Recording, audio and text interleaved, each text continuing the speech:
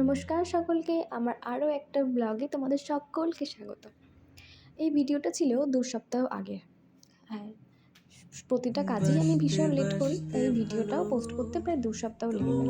মানে ধরো আজকে শুক্রবার, আগের উইক তারও আগের উইকে আমরা গিয়েছিলাম রাজবল্লভহাট, মেবি রাজবলহাট বা রাজবল্লভহাট, আমার ঠিক এখন জায়গার নামটাও মনে নেই।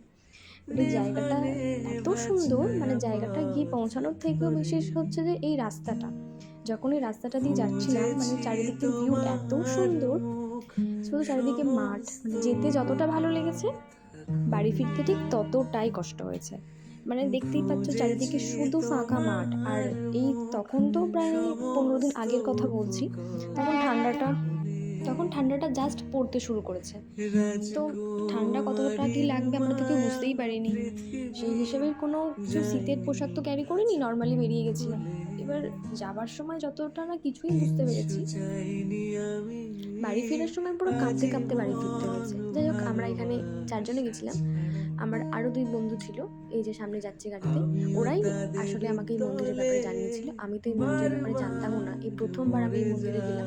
আর আমরা এমন একটা সময় মন্দিরে গিয়ে পৌঁছেছিলাম, যদিও বা আমাদের বাড়ি থেকে বেরোতে অনেক লেট হয়ে গেছিলো, যে কারণে আমরা একে অপরকে খুব দোষারোপ করছিলাম। কিন্তু অ্যাকচুয়ালি আমরা যেই সময়টাতে গিয়ে পৌঁছেছিলাম, মন্দির এত ফাঁকা পেয়েছি, বলা চলে আমরা 4 জন ছাড়া সেই মন্দিরের সেই মুহূর্তে আর কেউ ছিল না।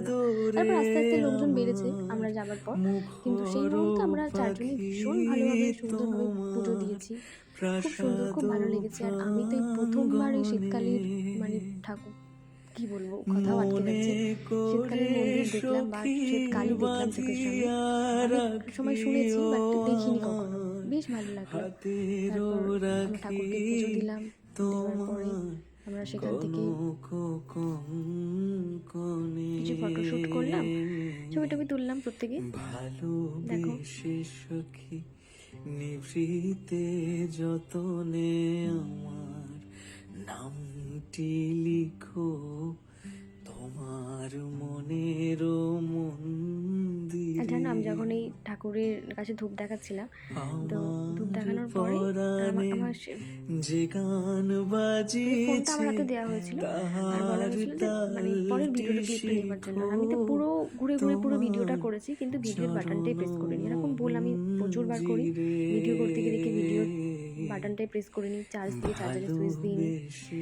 এই দেখো ঠাকুরের মুখটা কত সুন্দর লাগছিল, ভীষণ সুন্দর করে আমরা পুজো দিয়েছি। জায়গাটাও ভীষণ সুন্দর, যদিও খুব তাড়াতাড়ি সন্ধে হয়ে গেছিলো, কারণ আমরা গেছিলামই অনেক লেট করে। যাই হোক, আমরা 4 জনে খুব ভালো সময় কাটিয়েছি, ভীষণ মজা হয়েছে। যদি কখনো সময় পাই আবারও যাব। জায়গাটা আমাদের সিঙ্গুর থেকে অনেকটা দূর, অনেকটা সময় লেগেছে। যাই হোক, দেখতে থাকো আগেই।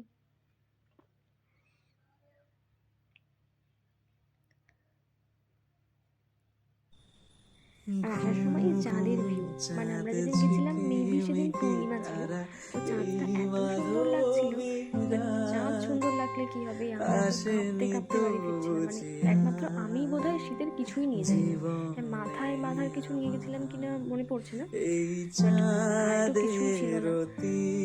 ঠান্ডাটা পুরো মাটির ঠান্ডা হাওয়াটা সেদিন কি পরিমাণে লেগেছে, আর এত লং রাস্তা, রীতিমতো বাড়ি এসে ঠান্ডা লেগে গেছিল আমার। দেখো চাঁদটা কি সুন্দর লাগছে, পুরো ফাঁকা মাঠ দিয়ে দেখা যাচ্ছে তো গাছের পাশ দিয়ে, চাঁদটা কি সুন্দর দেখতে লাগছে। আমাকে না দিয়ে তোরা খাচ্ছিস, কৈলাস স্টেশনে ঢোকার কিছু লজ্জাও লাগে না? একটা রাস্তার পাশে ক্যাফেতে চা বড় কিছু খেয়েছিলাম, সেটার ফুটেজ আর নেওয়া হয়নি।